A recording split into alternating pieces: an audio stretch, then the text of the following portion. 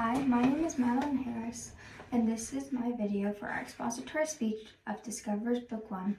This is Audible time. We've all heard the phrase that time is slipping away, but do we know how that came to be? It is believed it has to do something with the first forms of time communication, whether it's the water clock, the hourglass, or the sundial, in which each of these examples, something is slipping away, whether it's water, sand, or sun. Man visibly watched time slip away for centuries, but as man made the hours of the day smaller and more concise, the need for more widespread time communication grew, and with it came the birth of audible time. The first bell tower went up in Europe at 1069 in the St. Benedict's Church in Rome, Italy. But it wasn't until the 1330s that we used bells to keep time. The Chapel of the Blessed Virgin was the first monastery to use bells to keep the hour. But not only did these bells keep the hour, they kept the prayers that the monks followed: Our Prima, Our Tertia, Our Sexta, Our Nona, Our Vespali, and Compline. Each one of these correlates with the hour in which the monk was awake. For example, Our Prima, or first hour, was completed in the first hour which monks were awake, and Compline was the hour of completion. So whenever the monks went to sleep, that's when that last hour, or the last prayer, was completed. These bell towers operated by having a bell with a hammer on the end and weights at the end of the hammer. So as time passed, the hammer would slowly fall from vertical to horizontal and subsequently strike the bell. The point of using bells was to be heard and not seen. In fact, the first clocks had neither faces or hands or hours. In fact, we get our English word clock from the German and Dutch rooted word Glock, which means bell. In the early days of timepiece making, a timepiece was not considered a timepiece unless it had some sort of chime, jingle, or bell.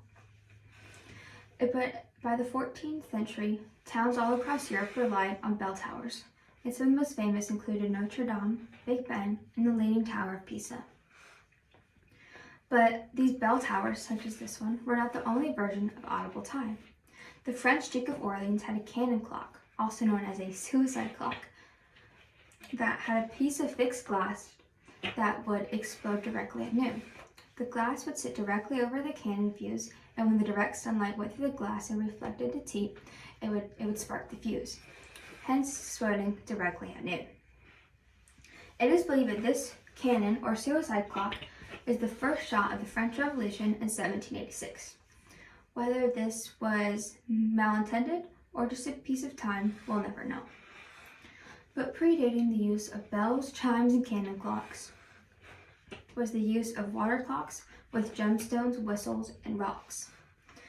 The monasteries tried to make water clocks that would drop gems and pebbles, but these were often found unreliable as the pebbles could fall at different frequencies and the towers could be run down, as well as with the whistles.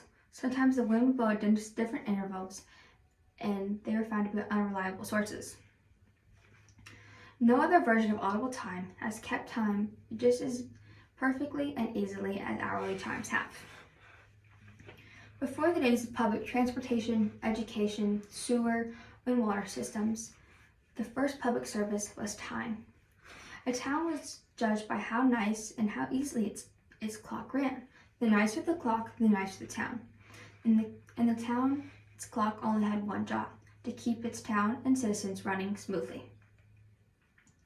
But not only was audible time a necessity then, it is today as well.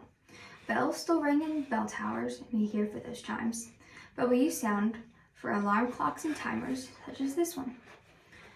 And if you're going into sound and time, a metronome is a version of sound that uses time. As a society, we rely much more on audible time than we realize, and we owe much to those monks who decided to not let time slip away. Thank you.